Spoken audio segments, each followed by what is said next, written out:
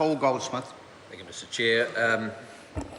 Extraordinary contribution from the previous member there, but it's been an interesting debate. I think might be helpful just to go back and just outline the rationale for the changes proposed by this legislation. And if we go back to 2012, the Standards and Conformance Infrastructure Review identified that it was that the Standards Council, as it was not financially sustainable over the medium to longer term, and that the development of standards was not as responsive as it could have been to the needs of firms, regulators and consumers.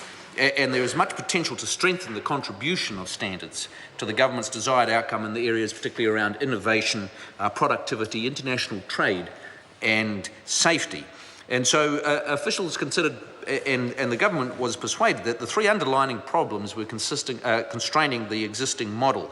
And there were tensions existing between the Standards Council's statutory function of developing standards and also of promoting standards and standardisation throughout the economy. The difference between being a focused service delivery organisation and an advocacy organisation.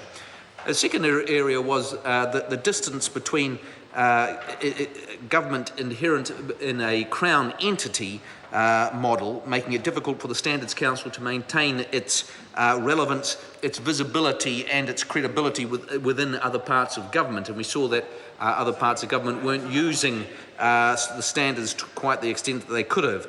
And also, finally, difficulties of a small stand-alone organisation with a limited client base to achieve the flexibility and the scalability required in a dynamic environment.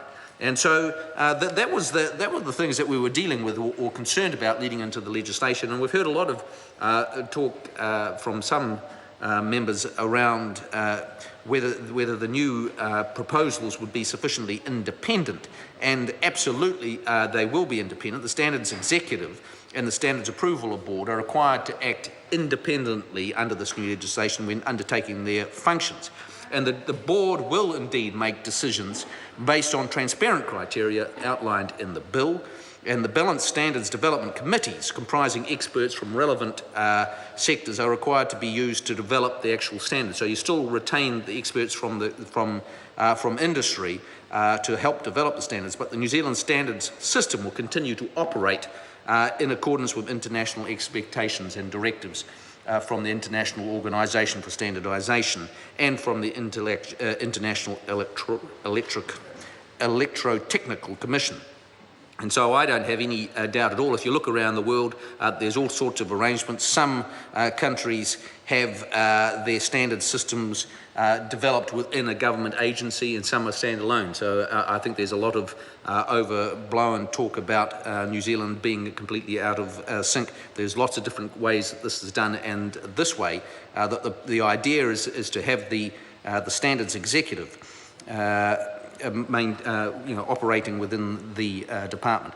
Will the new agents be financially sustainable? Well, absolutely. The bill strengthens the current cost recovery model for standards by providing a fee setting and cost recovery framework for the standards. And I think that's very important. The bill provides for the full life cycle costing of standards, including the development, the approval, the maintenance and access to standards. And so the standards executives and those commissioning the standards can negotiate a balance between upfront development and approval costs and ongoing access and maintenance costs. And so that is the core of what this bill is about, trying to establish a more financially sustainable system. And on that basis, I think it makes absolutely good sense. Thank you.